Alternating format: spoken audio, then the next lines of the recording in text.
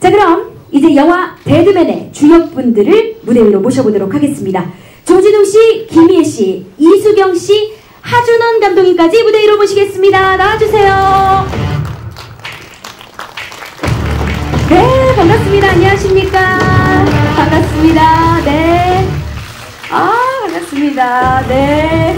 먼저 정면 바라보시고요. 우리 참석해주신 기자님께 인사드리겠습니다. 반갑습니다. 안녕하십니까. 영화 데드맨입니다. 네. 자리 착석해주시길 바랍니다. 네. 이렇게 또 설 명절에 선물처럼 좋은 영화와 함께 찾아왔습니다. 먼저 우리 조진웅 씨부터 인사 부탁드리겠습니다. 예, 정말 반갑습니다. 새해 들어 저희 데드맨이라는 영화로 극장과 문을 열게 돼서 굉장히 영광스럽고요. 아무튼 맛있게 만들었으니까 재미지게 즐기셨으면 좋겠습니다. 오늘 참석해 주신 발걸음 진심으로 감사드립니다. 고맙습니다. 맛있게 만든 영화 데드맨이 드디어 여러분들 앞에 선보이게 됐습니다. 이어서 김혜애 씨. 네, 안녕하세요. 데드맨에서 심여사라는 아주 매력적인 캐릭터를 맡았습니다. 김혜입니다. 반갑습니다. 반갑습니다. 네, 이어서 이수경 씨. 안녕하세요. 저는 데드맨에서 공이주 역을 맡은 이수경입니다. 반갑습니다. 네, 공이주 역할의 우리 이수경 씨. 이어서 감독님. 네, 안녕하세요. 처음 인사드리겠습니다. 데드맨의 각본과 연출을 맡은 감독 하준원입니다. 반갑습니다. 네, 반갑습니다. 자, 이 네 분이 드디어 일을 냈습니다. 과연 어떤 영화일지 궁금한 발걸음으로 이 자리까지 함께 해주신 걸 텐데요. 그럼 이제 본격적으로 영화 데드맨의 모든 것을 파헤쳐보도록 하겠습니다. 먼저 데드맨의 캐릭터 영상부터 함께 만나보시죠. 네, 데드맨의 캐릭터 영상 함께 했습니다. 와, 캐릭터 영상이 이렇게 쫄깃할 일인가요? 엄청납니다. 벌써부터 기대가 양껏 오르는데요. 자, 이름에 살고 이름에 죽는 이들의 얽히고 설킨 관계, 이제부터 시작입니다. 기대해 주시길 바라고요. 그럼 바로 토크 시작해 보도록 하겠습니다. 첫 번째 토크는요, 바로 데드맨 이름 추적 토크입니다. 예, 효과음이 살벌하죠. 네, 맞습니다. 자, 이번 토크에서는요, 데드맨의 핵심 인물들을 분석해보는 시간을 가져보도록 하겠습니다. 우리 배우분들이 극중 등장하는 캐릭터 이름이 적힌 명패가 지금 앞에 놓여져 있죠. 네, 확인하실 수 있을 겁니다. 지금부터 한 명씩 차례대로 저희가 알아보도록 하겠습니다. 먼저 조진웅 씨 앞에 놓여져 있는 명패는요, CEO, 세오 이만재예요. 천재 위의 만재다 뭐 이런 얘기도 우리가 하지만 이 만재라는 이름의 의미 궁금합니다. 만만짜리 재물 돈을 많이 벌면서 살아라 이런 뜻이었는데 참 이름대로만 살면 좋을 것을 그렇게는 못 사는 인간인가 보죠? 어떻게든지 영화를 보셔야죠. 그래요. 짤막하게 좀 얘기 좀 부탁드릴게요. 그러니까 이제 이것저것 하면서 잘 좀 버티면서 살려고 하다가 그것이 잘 안 돼요. 세상 사는 게 쉽지 않지 않습니까? 그래서 이제 팔다 이제 이름까지 팔게 되는데 이름값이 500만 원이에요. 네, 저로서는 굉장히 좀 희망적인 돈이었는데 그걸 이름을 팔고 났더니 그 이름으로 1000억대 횡령 사기범이 되네요. 네, 그래서 도대체 제 인생까지 다 날려버린 이 사건의 배우는 무엇이고 나는 좀 알아보고 죽자. 네, 이렇게 살기 좀 억울하다 해서 한번 찾아 나서 봅니다. 네, 그 과정이 좀 쉽지는 않더라고요. 예. 네, 이름을 찾을 수 있을런지도 모르겠고 결말이 좀 기억이 안 나요. 지금 말씀하시면 안 됩니다. 네. 예, 아시더라도. 맞습니다. 이 1만만의 재물죄. 사실 이름으로만 딱 보면요. 과연 횡령, 누명을 쓸 거라고는 상상도 못 하는데요. 과연 이 CEO에서 죽은 사람으로 어떻게 살아가게 되고 또 그 누명을 과연 벗게 될지 너무나 궁금해집니다. 자, 바지 사장계의 신화에서 하루아침에 누명을 쓴다. 정말 파란만장합니다. 자, 과연 어떤 마음으로 또 이 이만재라는 인물에 접근을 하셨을지 궁금합니다.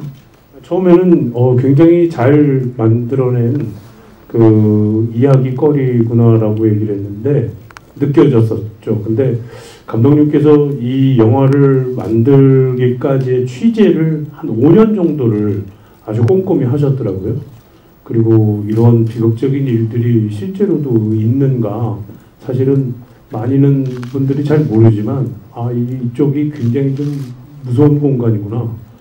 그래서 이 이야기의 실타래를 잘 한번 풀어보면 절대로 여기에 그쪽 어두운 곳에는 손을 대지 말아야겠구나 이런 경각심도 좀 들고요. 그리고 그 치밀함이 있었습니다. 감독님이 시나리오를 설계하실 때에 그런 치밀함이 고스란히 녹여져 있어서 뭐 자칫 뭐 어떻게 설명이 될 수 있을까 하는데 인물들로서 그 이야기의 카테고리를 살짝 잘 풀어내신 것 같더라고요. 그래서 상당히 매력적인 스크립트가 아니었나 뭐 그런 생각이 들었습니다. 네, 이 데드맨 이만재가 조진웅을 만나면 또 어떤 이야기가 펼쳐질지 너무나 궁금하고요. 자, 다음으로는요, 우리 김희 씨 앞에 놓인 컨설턴트 신여사 캐릭터입니다. 자, 어떤 캐릭터일까요? 네, 그동안 보도 듣지 못한 그런 캐릭터였어요. 네, 그래서 정치 컨설턴트를 맡고 있고요. 우리 천억 횡령 누명을 쓴. 네, 누명을 쓴 이만재를 다시 세상으로 끌어내는 그런 인물입니다. 네. 아니, 사실 이 정치판계에서는 정말 신여사를 모르는 사람이 없을 정도로 굉장한 유명 인사인데요.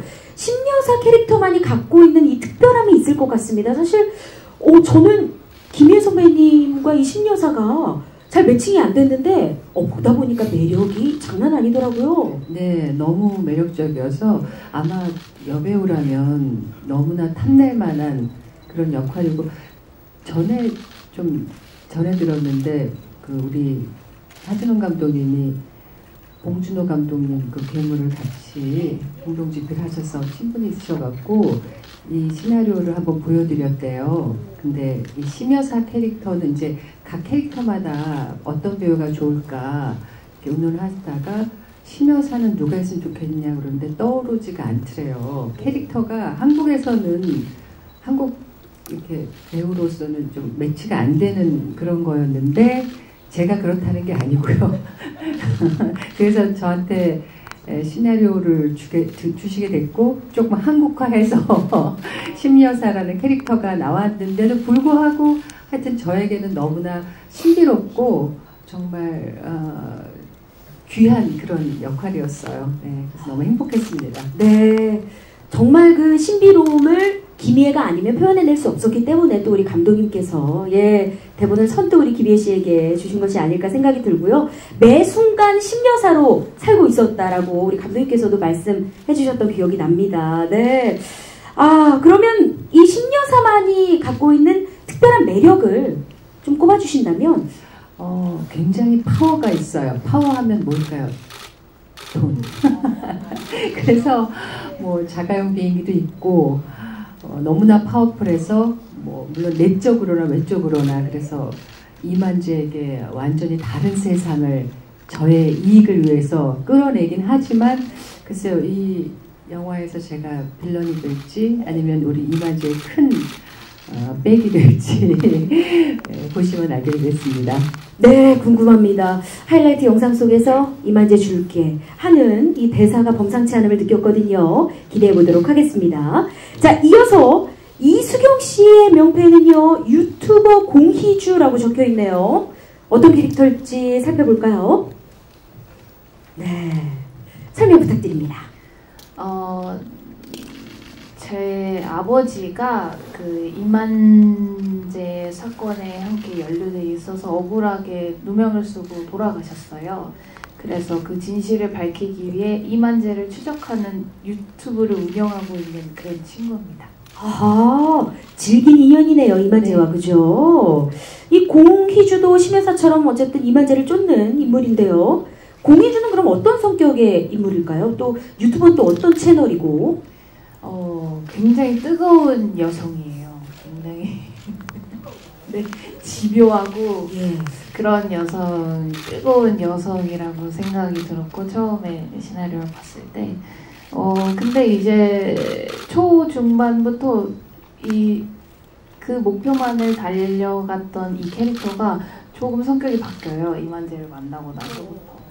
그것도 참 매력있었습니다. 살짝 그 달라지는 포인트도 우리 관전 포인트라고 할 수 있겠습니다. 잘 나가는 바지 사장기 에이스에서 하루아침에 사설 감옥에 갇히게 되는 파란만장한 인생을 살고 있는 이만재, 외모부터 강렬한 카리스마가 풍기는 신여사, 또 3년간 한 인물을 쫓을 만큼 엄청난 집념을 지니고 있는 공이주까지 데드맨에 등장하는 인물들이 굉장히 입체적입니다. 배우분들이 각 캐릭터를 위해 또 얼마나 신경을 쓰셨는지도 궁금해지는데요. 어떤 점을 가장 염두에 두고 또 이 작품에 임하셨는지 한번 여쭤보고 싶습니다. 주진욱 씨. 네, 저는 굉장히 그 상황들이 굉장히 급변합니다. 네, 그래서 어떤 굉장히 뭐 캐릭터를 구축할 때 일관적인 어떤 관통선을 가지고는 있지만은 그 상황에 일단은 저는 100% 한번 던져보자. 예, 그 상황을 맞닥뜨려보자. 그랬을 때 제가 느끼는 뭐 공포감도 있을 것이고 거기에서 느껴지는 여러 가지 감정들이 있을 건데 그것을 날 것처럼 드러내볼까? 예. 쉽게 얘기하자면 캐릭터 준비를 안 했다는 거죠. 왜 그러세요? 예. 안 했다기보다는 그 상황에 철저하게 자기를 맡기는 것이 가장 현명할 것이고 굉장히 날 것이 나올 것이다. 그래서 그 스크립트 맨 처음에 읽었을 때는 여기서는 이 감정이 일관되게 흘러가면 안 되겠는데? 네, 그러니까 저도 그 상황에 맞닥뜨렸을 때 상당히 신명이 났었어요.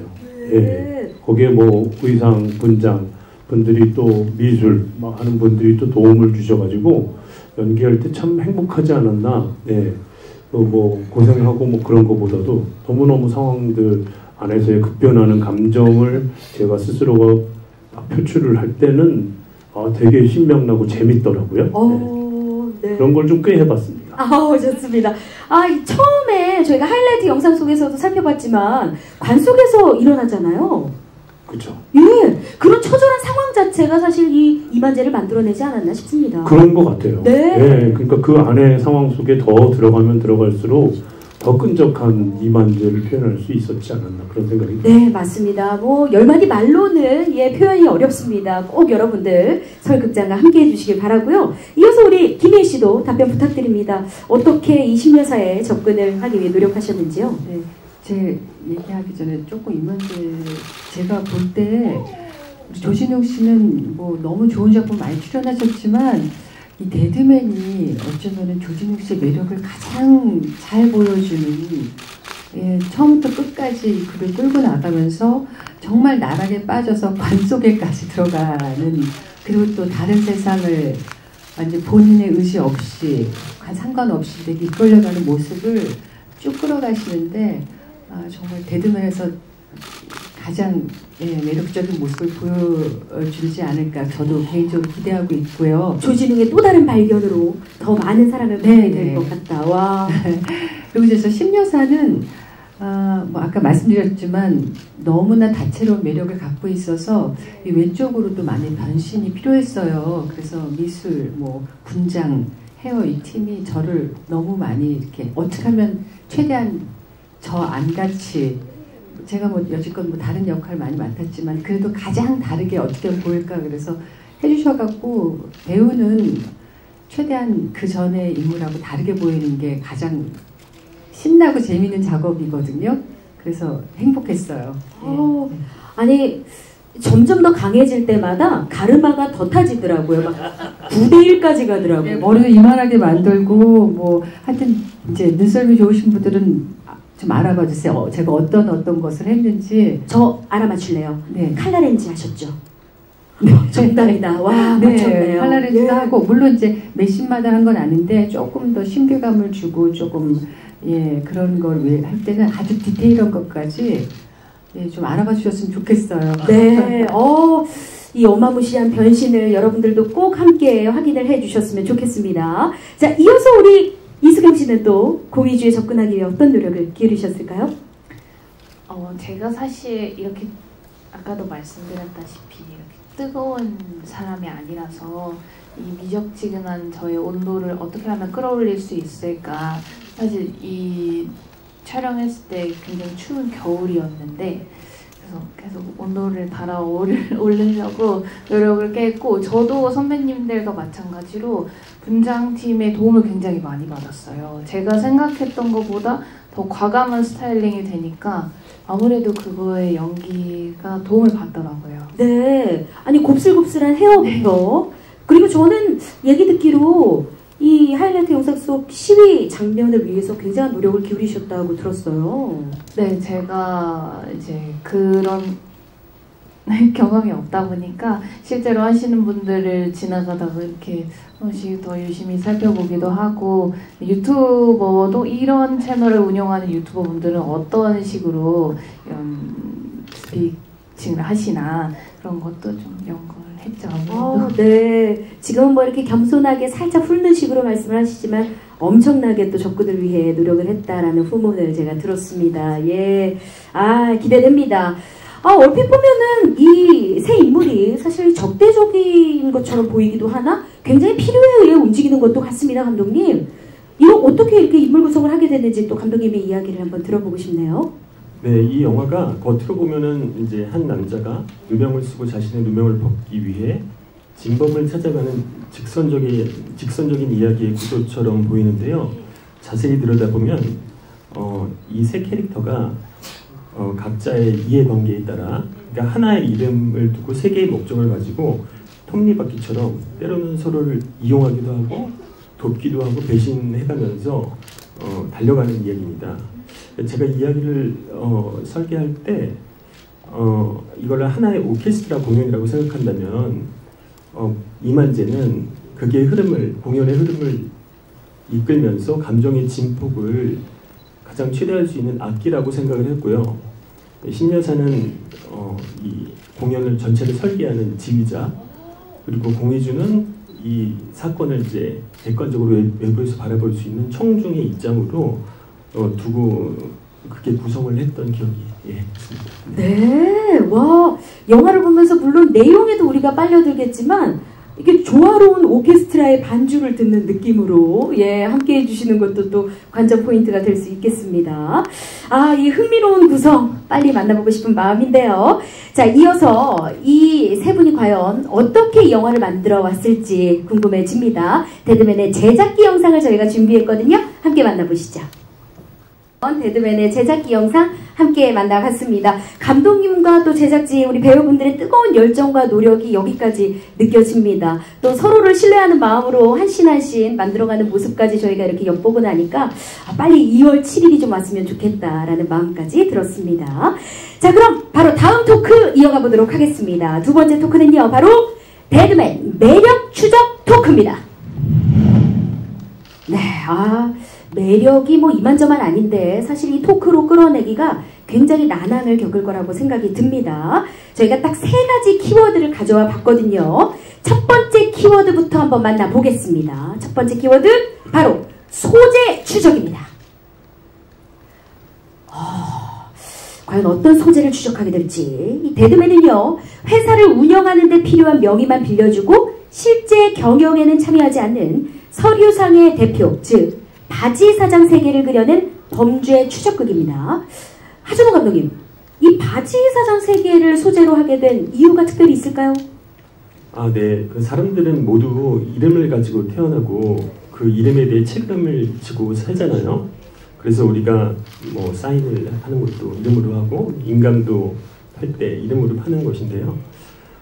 근데 막 이렇게 살다 보면 자신의 이름에 책임을 지지 못하고 않고 사는 사람들을 많이 목도하게 되는 것 같더라고요.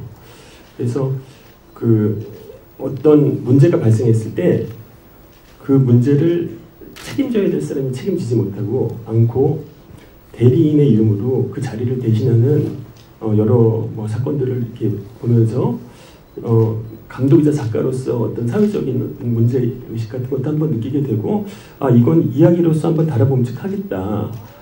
그런데 이거를 대중적인 이야기로 재밌게 풀어본다면 어떤 키워드가 있을까 뭐 이런 생각을 하다가 바지 사장이라는 것은 우리가 사실 되게 익숙한 단어인데 많이 접해보지 못한 또 영화에서 소재이기도 하고, 이런 바지 소재라는 그 이름을 파는 사람이 그 이름이라는 화두의 주제와 함께 붙었을 때 굉장히 조화로운 그 궁합이 되지 않을까 이런 생각이 들어갔고, 네, 그래서 바지 사장 소재를 선택하게 됐습니다. 네. 바지 사장에다 소재에다가 시읒 지읒이 자꾸 들어가니까 조금 예, 어렵습니다. 예, 이 바지 사장 소재 그렇습니다. 영화에서 만나본 적이 없는 것 같아요. 네. 그래서 더 많은 분들이 궁금해하시는 것이 아닐까. 또 앞서 우리 김예 씨께서도 말씀 주셨지만 엄청난 조사 과정이 있었다. 우리 조중 씨도 말씀 주셨고요. 한 5년여 기간 동안 준비를 하셨다고요? 네, 이게 바지 사장이라는 세계가 생각보다 취재가 굉장히 어렵더라고요. 아무래도 이제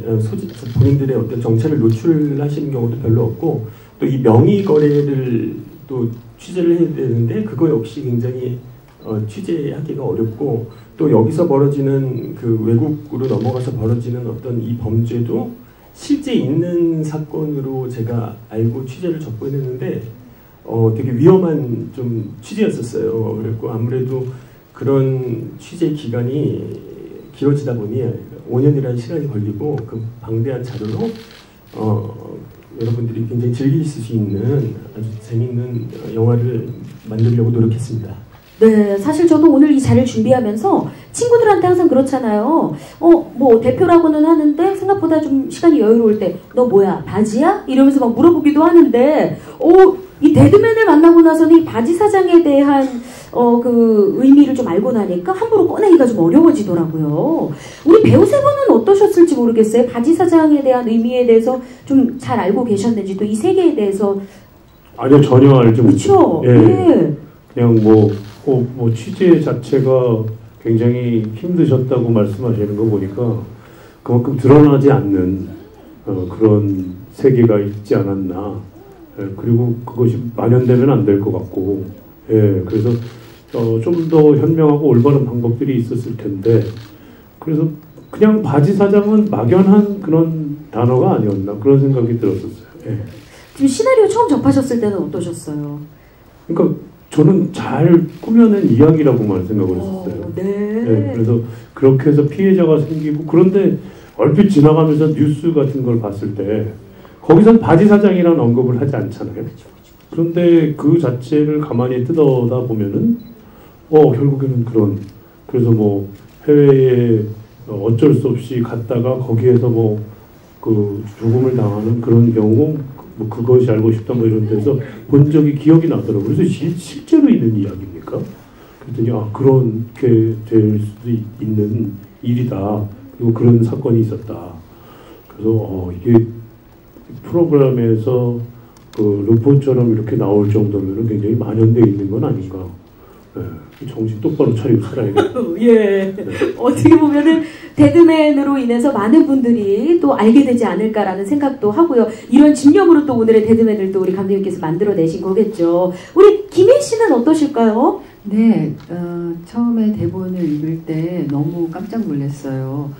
무슨 전문 그 조사원들이 조사를 해서 이렇게 하지 않았을까 싶을 정도로 너무 전문적인 얘기가 많이 나오고 마치 다큐멘터리 뭘 보는 것처럼. 근데 감독님께서 직접 그 어려운 그 세계를 직접 찾아다니면서 조사를 해서 하셨다 그래서 그러면서도 굉장히 또 드라마틱하고요.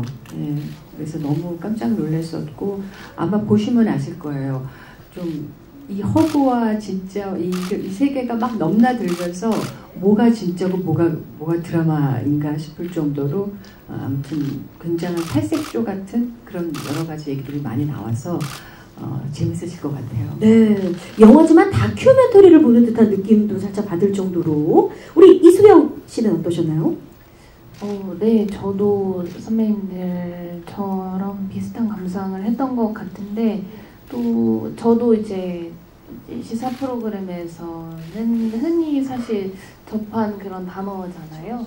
그런데 이 세 인물의 각각의 드라마가 있는데 아까 감독님 말씀처럼 톱니바퀴처럼 이렇게 뒤집으로 돌아가는 게 굉장히 재밌었어요. 네. 그 열정과 재미로 또 이 공의주를 완벽 소화해내셨습니다.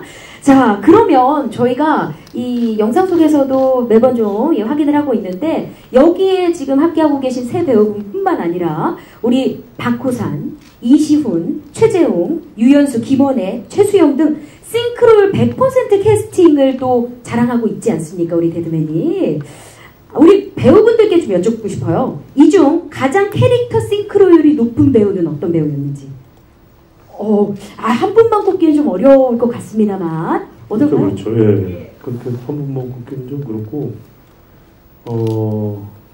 글쎄 저는 박구선 선배님도 런드리죠. 그냥 예. 그냥 거기에서 사시는 분 같더라고요. 정말. 네. 예. 근데 또 박호산 배우님이 보시기에는 또 조진웅 씨가 그러하셨을 겁니다. 예, 서로. 김혜 씨는? 예, 저는 저이고 싶어요. 욕심이고요. 우리 빼고 예, 얘기하자. 그래서 저 빼고요.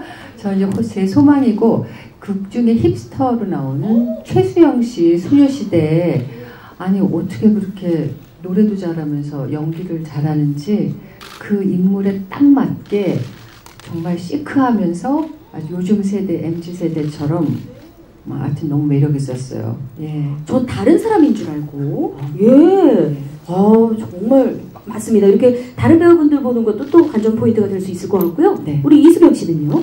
저는 최재웅 선배가 저는 공연을 한번 본 적이 있었는데 선배님의 네. 근데 이제 실제로 같이 연기를 하는데 그때 공연에서 봤던 배우가 맞나 싶을 정도로 잠깐 헷갈려서 진짜 쳐봤었어요. 그분이 맞나 해서. 네. 국회의원으로 네. 황의원으로 등장하시죠. 네. 우리 감독님도 여쭤볼까요? 저는 누군가를 이렇게 택한다는 게 굉장히 사실 어려운 입장이긴 한데 왜냐면은 가장 싱크로율이 높으신 분들을 캐스팅하는 입장에서 근데 여기 세 분을 뭐 제외하자면 사실 다 말씀을 해주셔가지고 좀 다른 한 분을 말씀드리자면 여기 왕발통이라고 이렇게 최영우 배우라는 그 연인에 나왔던 드라마 장군으로 나왔죠. 예. 그분이 굉장히 재밌고 아주 코믹한 캐릭터로 나오는데 그분의 모습을 한번 기대해 보셔도 괜찮을 것 같습니다.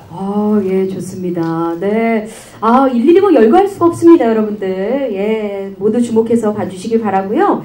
사실 우리 조진웅 씨와 감독님은 처음 작품 함께 하신 거죠. 예, 그래서 우리 감독님께 조진웅 씨와 함께 작업한 소감이 어떤지 너무 궁금해요. 우선 이건 제가 조진웅 배우님한테 한 번도 얘기한 적이 없는, 그러니까 누구한테도 얘기한 적이 없는 그 얘기가. 그럼 뭐 하지 마세요. 그런 거 좋아합니다. 제작 보고 현장에서 필요합니다. 네. 이런 자리에서 꼭 풍문을 알고. 한 15년 전인가, 그러니까 저도 이제 영화학교를 졸업하고 뭐 그런 시절인 것 같아요. 그때 이제 아마 연극계에서 계속 몸담으시다가 이제 매체 출연을 하셨던 초창기 시절이신 것 같아요. 좀 작은 역할로 아마 나오셨던 드라마였던 걸로 기억을 하는데 되게 짧은 순간이었는데 너무 제가 그 당시 인상에 깊게 남은 거예요.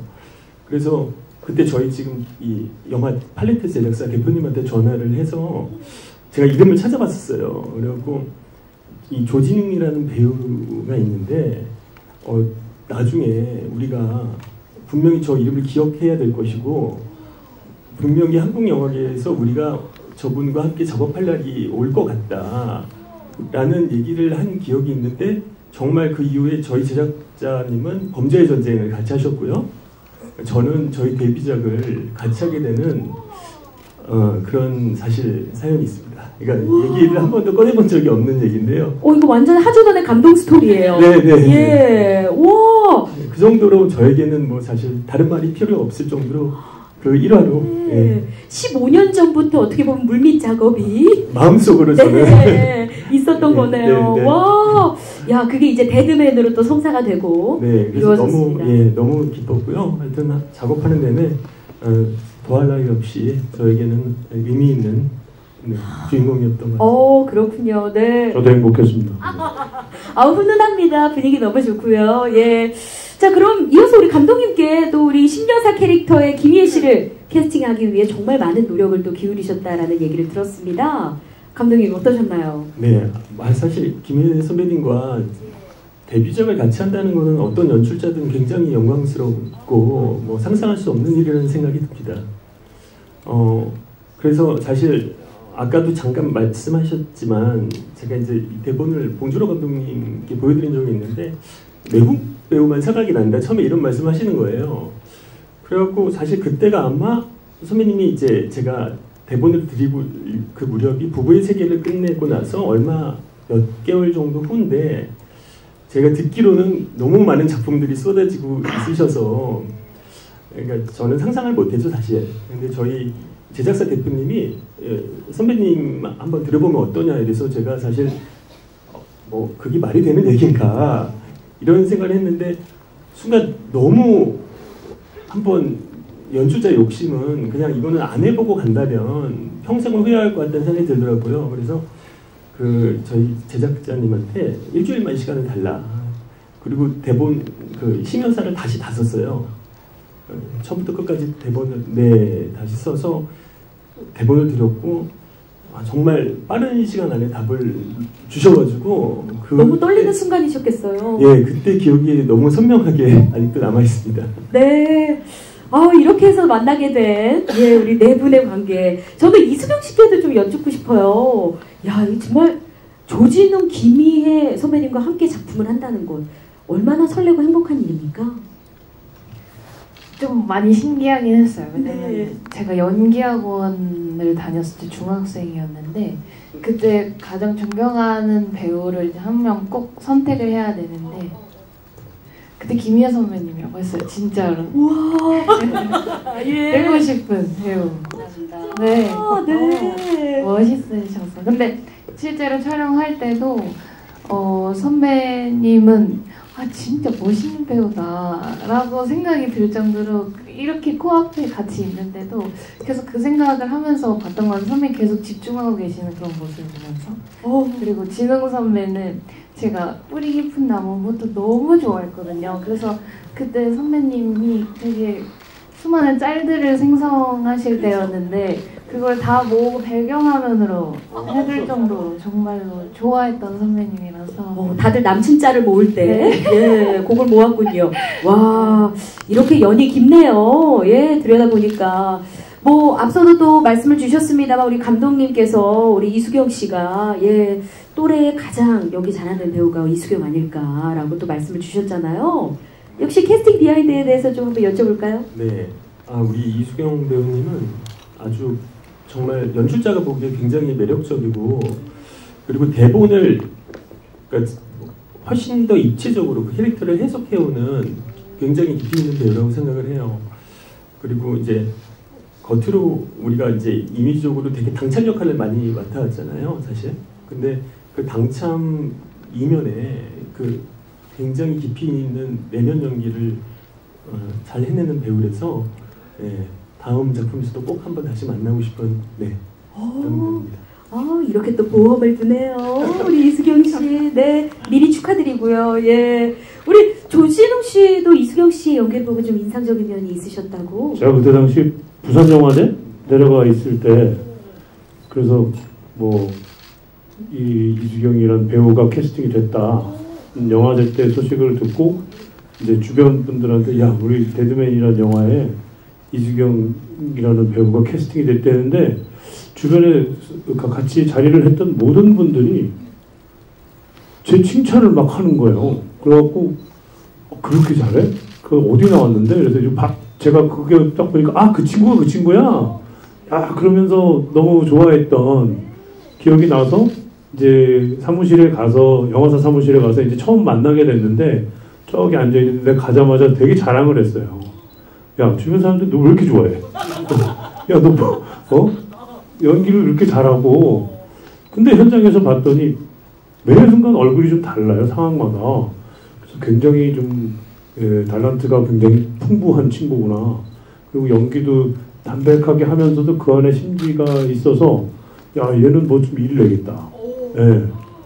그래서 굉장히 혼신의 힘을 담아서 집중을 해서 할 때는 이 친구가 이런 에너지가 있구나. 그래서 되게 동료 배우지만 후배 배우지만 참 그런 데 있어서는 많이 배웠던 것 같기도 하고 너무 좋았어요. 만나기 어려울 것 같아요. 맞죠.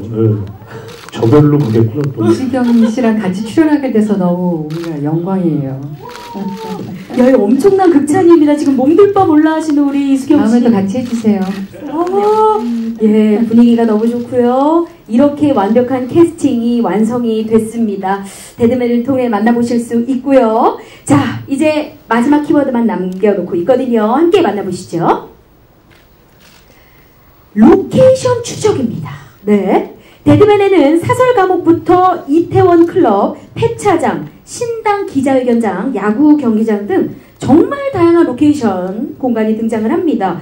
근데 이 조진웅 씨는 거의 모든 장소에서 촬영을 하셨죠?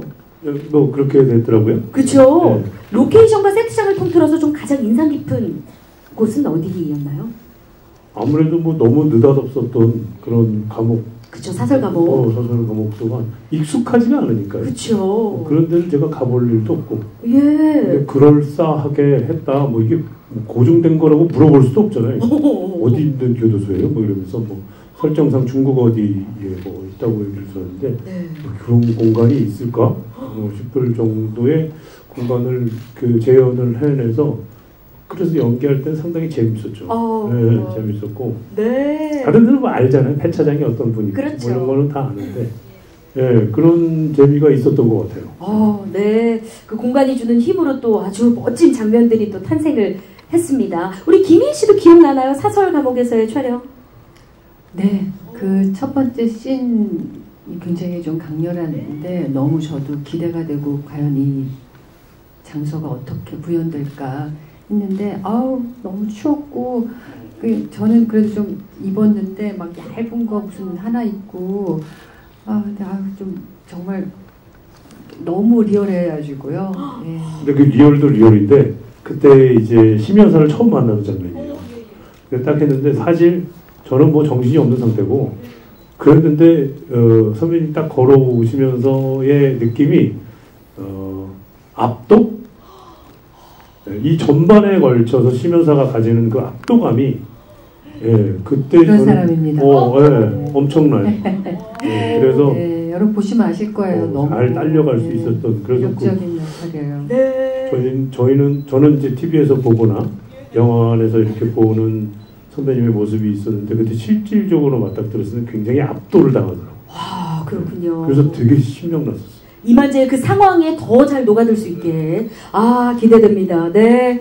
자, 그럼 우리 감독님께 이런 공간들은 또 어떻게 구현을 해내셨고 또 어떤 점에 중점을 두고 연출을 해내셨는지요? 네, 이게 아무래도 후더닛 무비라고 하죠. 그러니까 범인을 찾아가는 얘기다 보니까 스무고개처럼 이렇게 용의자나 어떤 공간 내를 계속 이동해야 되는 설정이라서 아무래도 공간 전체의 통일성을 갖는 것보다 이렇게 되게 다채롭고 지루하지 않게 아주 재밌는 설정들을 실제와 상상의 그 설정들을 섞어서 미술팀과 많은 노력을 해갖고 만들었던 기억이 있습니다. 네, 그렇군요. 정말 너무나 기대됩니다. 자, 이렇게 키워드 토크 마무리하고요. 마지막 토크로 넘어가 보도록 하겠습니다. 자, 마지막 토크 어떤 건가요? 바로 세 번째 토크, 데드맨 키워드 추적 토크입니다. 이번 토크에서는요, 보시죠. 여기 준비된 빙고판을 통해서 함께 할 겁니다. 빙고 완성해 주시는 거 아시죠? 한 줄 완성, 대각선 한 줄, 뭐 이렇게 완성해 주시면 됩니다. 한 분 한 분씩 번호를 선택해 주시면 되고요. 그리고 거기에 숨어 있는 키워드를 설명을 해 주시면 됩니다. 우리 배우분들이 직접. 설명을 해야 된다고요? 네, 설명해 주셔야 돼요. 왜냐면 이제 영화를 저희가 만나기 전에 조금 더 이런 거를 알고 가면 좋으니까요. 아셨죠? 원래 빙고 할 때는 5번이 제일 유리한데 설명을 하려니까 되게 자신이 없어요. 그럼 우리 감독님부터 한번 해볼까요? 코로나 이전에 그러면 2번 선택할게요. 2번부터 좋습니다. 2번 떼겠습니다. 과연 어떤 키워드일지 바지 사장입니다. 저희가 뭐 여러 번 언급을 드렸습니다만 그래도 또 이 감독님께서 자세하게 설명해 주시죠. 네, 바지 사장은 이름을 파는 사람을 뜻하고요. 이제 자신의 명의만 대여하고 이제 회사의 경영에는 참여하지 않는 사람을 말합니다. 실제 극중 이만재가 스포텍이라는 회사의 바지 사장을 포함해서 총 49군데의 바지 사장을 한 경력이 있습니다. 네. 그러다가 1천억 횡령 누명에도 또 휘말리게 되는 거겠죠. 네, 맞습니다. 바지 사장 키워드 여러분들 꼭 알고 함께 해주셔야겠습니다. 자, 이어서 우리 수경 씨가 한번 그럼 제가 5번을 하도록 하겠습니다. 아, 좋아요. 5번. 5번, 유리한 5번. 우리 조진웅 씨가 눈독 들였던 5번입니다. 모자 바꿔 쓰기. 어? 갑자기 왜 패션 아이템이 나오네요? 어떤 일일까요? 이게 저희 영화에서 자주 등장하는 단어인데 이제 실체는 그대로 있고 외형만 바꿔가면서 이제 세금을 피하는 방법이라고 알고 있습니다. 아, 그걸 모자 바꿔 쓴다고 네, 표현을 하는 거예요? 오, 야, 이거는 진짜 말씀 못 들었으면 모를 뻔했어요. 예, 좋습니다. 자, 이어서 우리 김희 씨. 저는 구석에 9번. 네. 아, 역시 반전이 있어요. 신여사 같아요. 예. 자, 9번으로 가겠습니다. 9번. 와, 네. 어떻게 이거를 딱 고르셨어요? 네, 또 나왔네요. 예. 예, 정치 컨설턴트는 정치인의 정치의 그 전략을 짜주면서 리스크를 관리해줘요. 그리고 그 상대편의 리스크를 또 알아서 그 본인의 그 정치인에 유리하게 이렇게 판을 짜는, 한마디로 정치계의 스타를 만드는 직업입니다. 네. 우리말로 치면은 뭐 매니지먼트, 뭐 소속사 이렇게도 볼 수 있겠네요. 예. 정치 컨설팅에 이제 이만재가 이용이 되는 거고. 네. 예, 좋습니다. 자, 이렇게 되면은 우리 조진웅 씨는 어떤 걸 선택할까요? 1번 혹은 8번? 또 다른 거 선택하시려고 지금 다른 데 보고 계시는 것 같은데. 아, 그렇죠. 대각선이 좋죠. 1번으로, 예. 요거 만약에, 아이, 모를 리가 있겠습니까? 요거 만약에 이제 빙고 완성하시면 일어서서 빙고 하시면서 돌아주셔야 돼요. 아시죠? 아시죠? 예, 갈게요. 역시 나왔네요. 우리 데드맨의 뭐, 아주, 예, 정체라고 볼 수 있죠. 명의거래입니다. 명의거래. 이름을 거래하는 걸 거예요. 맞아요, 맞습니다. 네, 네. 맞아요. 네네. 본인의 의사를 담아서 뭐 명의 도용과 다른 거죠, 그게. 그치. 네. 네네. 여기 거래는 자신의 의지로 파는 거죠. 네. 거래를 하는 거죠. 거래를 하는 거죠. 네. 너무 정확히 알고 계신데. 네. 소극적인 모습이세요. 예. 자, 이렇게 해서 빙고가 완성됐습니다. 우후! 와, 너무 우리끼리 좋나요? 예. 이게 별거 아니지만 또 기분이, 예, 좋잖아요. 그렇죠. 대각선이 또 이게 또 보기에도 좋습니다. 그렇죠. 자, 이렇게 키워드 추적 토크까지 함께 해봤습니다. 오늘 데드맨 제작 보고회를 통해 감독님과 배우분들 모시고 영화에 대해서 좀 많은 이야기를 해봤는데요. 저희가 이야기를 축약한다고 했는데 나누다 보니까 조금 길어졌습니다. 이제 질의응답 시간을 통해서 기자님들과 함께 소통하는 시간 가져보겠습니다. 조진웅 씨와 김희애 씨에게 질문 드리겠습니다. 네. 조진웅 씨는 좀 그간 상대적으로 이제 남자 배우분들과 좀 케미를 많이 내는 작품에 출연하셨다가 이번에는 또 김희애 씨, 또 이수경 씨 사이에서 또 멋진 선배와 또 후배 사이에서 청일점이 되셨잖아요. 좀 현장에서 두 분과 같이 촬영하시면서 느꼈던 뭐 즐거움 같은 게 있으신지 궁금하고 또 좀 내가 청일점이다 좀 이런 걸 좀 느꼈던 순간도 혹시 있으셨을지 말씀해 주시면 좋겠고요. 또 오늘 영상에서 보니까 이전보다 조금 야위어 보이는 모습이 보이셔서 혹시 좀 데드맨 촬영을 위해서 그때 당시에 좀 다이어트 같은 걸 시도하신 부분이 있는지도 같이 말씀해 주시면 좋겠습니다. 김희애 씨는 또 오늘 신여사 캐릭터 너무 애정을 보여주셔가지고요. 또 김희애 씨가 새 작품 나오신다고 하면 사실 대중의 기대가 굉장히 높잖아요. 연기나 스타일링 같은 모든 부분에 대해서 좀 이런 기대에 좀 부응하고 싶은 배우로서의 어떤 욕심 같은 게 있으신지 이번 데드맨에서는 좀 본인의 아이디어, 그런 스타일링 같은 것에 아이디어 같은 게 추가된 부분이 있는지도 같이 말씀해 주시면 감사하겠습니다. 네, 질문 감사합니다. 먼저 우리 조진웅 씨께서 답변 주시죠. 네. 예, 뭐 답변 드리면 다이어트는 하지 않았고요. 영화 속에 보면은 연결이 잘 안 맞는 데도 많습니다. 잊어질 거고요. 그 다음에 두 분과 같이 연기를 하면서 너무 영광스러웠고 너무너무 즐겁고 행복했습니다. 여배우라는 뭐 느낌보다는 굉장히 에너지가 강한 배우분들하고 같이 협연을 했었지 않았나라는 느낌이 들었고요. 그리고 뭐 선배님 같은 경우에 워낙에 아성이 있으시고 이수경 씨 같은 경우 아까 말씀드렸듯이 소문 그리고 자랑이 자자한 그런 친구였기 때문에 굉장히 좋았는데 1001점이라고 말씀하셨는데 상당히 그게 안 어울리는 이야기인 것 같습니다. 왜냐하면 저는 그 밑바닥으로 내려가 있었기 때문에 항상 그 분장이나 뭐 하여튼 뭐 하고 다니는 그런 느낌이 사실 근처에 있으면 제가 이분들에게 민폐가 되는 그런 지경에 있어서 아무튼 뭐 작업에 몰두를 했었고 그렇네요. 지금 보니까 제가 1001점이었네요.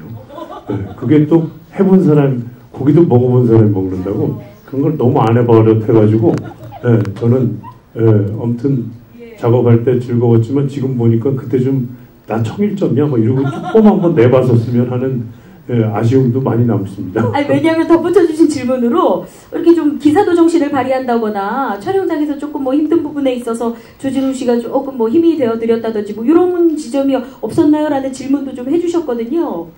그거는 예를 들어서 현장이 사실은 뭐 풍족하거나 뭐 그럴 수가 없잖아요. 그래서 그것을 다들 감내하면서 작업을 하는 부분이기 때문에 뭐 서로가 거기에 대해서 의지하고 있다 뭐 그런 부분들이 있고 실은 안쓰러울 때가 상당히 많았죠. 예.